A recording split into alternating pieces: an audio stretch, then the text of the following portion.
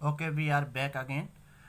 Figure shows a log being fed by a voltage source through a transmission line. The impedance of the line is represented by 4 plus J2.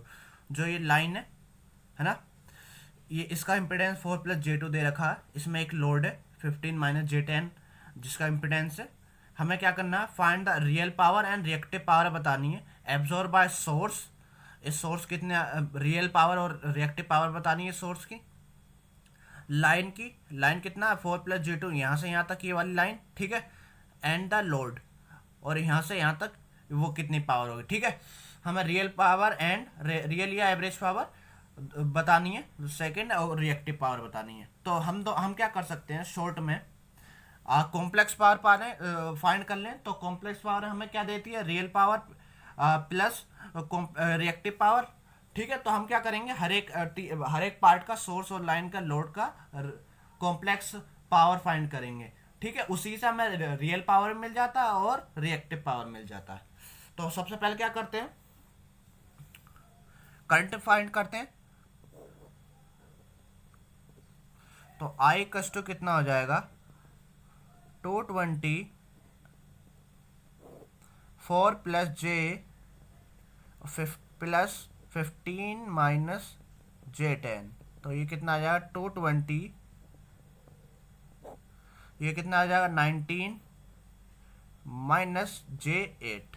इसे नीचे वाले को phasor में change करो तो ये आएगा। इसको अगर मैं चेंज करूंगा तो ये आएगा ये 20.62। फोर्थ क्वाड्रेंट में है ये, तो नेगेटिव साइन आएगा, ठीक है, एंगल के साथ। तो 22.83 ये इसका एंगल आ जाएगा।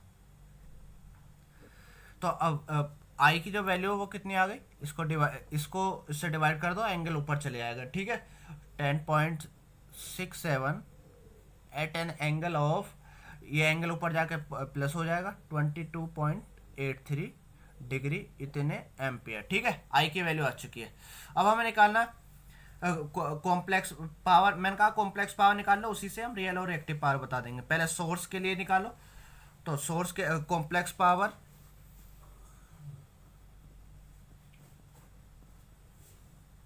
बाय सोर्स कितने आ जाएगी, वो कितना होगा। कॉम्प्लेक्स पावर क्या होता है, VRMS।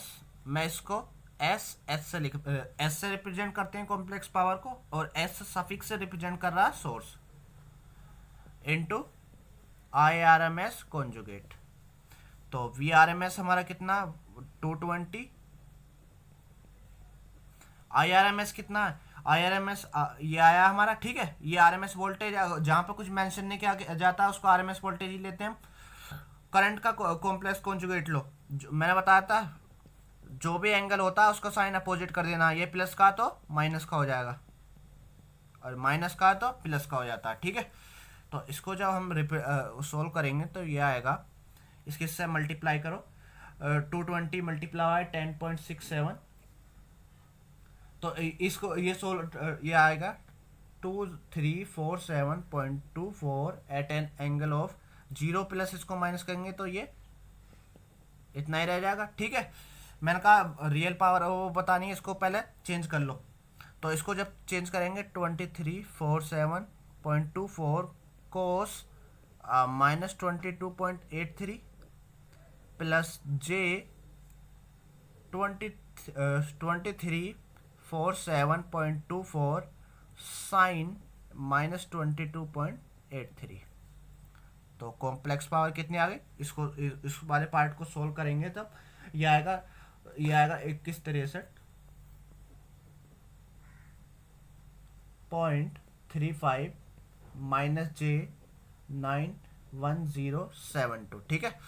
ये इतने, इसकी यूनिट क्या होगी, वोल्ट एम्पियर कॉम्प्लेक्स पावर की, ठीक है। तो ये आ गया, हमें बतानी है real power and reactive power.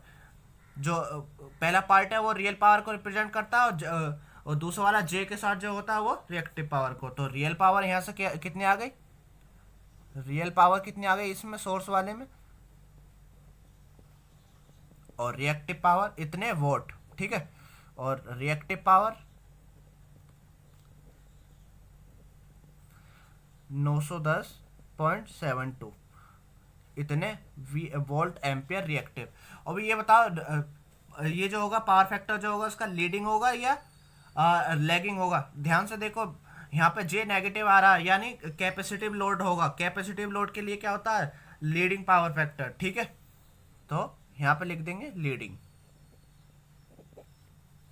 Next निकालनी है हमें लाइन के अक्रॉस कितनी कॉम्प्लेक्स पावर होगी। ठीक है, उसी से हम बताएंगे। तो एस लाइन के लिए हम निकाल लें तो एस ये कितना होता है, एस लाइन के लिए वी आर एम एस जो लाइन के अक्रॉस वोल्टेज होगा इनटू करंट। करंट तो सेम ही है सब में, सीरीज है। तो ये हम लाइन के अक्रॉस देख रहे हैं। ठीक है, तो मैं इसकी जगह आई जेड लिख लूँ। इसकी जगह मैं क्या लिख सकता हूँ, I R M S into Z. Z किसका, लाइन का, लाइन की बात कर रहे हैं ना। किसी नंबर की उसके कॉम्प्लेक्स कॉन्जुगेट से मल्टीप्लाई क्या करो तो क्या आता है, मोड इंटू जेड ऑफ किसका, लाइन का। अगर लाइन की बात कर रहे हैं तो कॉम्प्लेक्स पावर वाई लाइन कितनी आ जाएगी, mod of I square. Mod of I कितना आया देखो इधर, मोड इसका मैं मोड निकालूंगा तो क्या आ जाएगा, केवल ये 10.67। ठीक है, जो एंगल होता है वो हट जाता है मोड में। 10.67 का स्क्वायर। जेड कितना आया मेरा, जेड लाइन का 4 plus J2, 4 plus J2 multiply कर दो इसका तो ये सोल्व होकर आएगा 455.39 प्लस J2 27.69। तो इसमें भी हमें पता चल गया रियल पावर कितनी आई है, 455.39 और रिएक्टिव इतने वोट। Reactive power 227.69। ये लीडिंग होगा या लैगिंग होगा ये बताना पड़ेगा। ठीक है, यहाँ पे देखो जे प्लस का यानी प्लस का जे होता है तो इंडक्टिव लोड। अगर इंडक्टिव लोड है तो क्या होता है, पावर फैक्टर लैगिंग।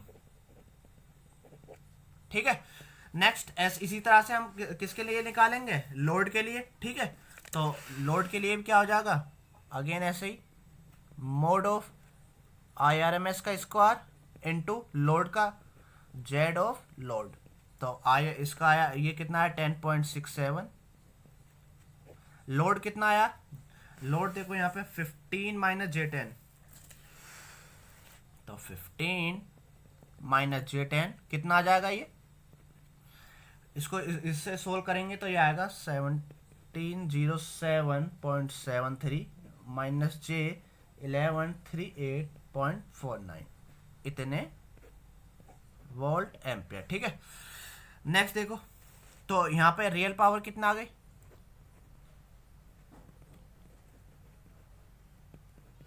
इतने वोल्ट, और रिएक्टिव पावर ये वाली। ठीक है,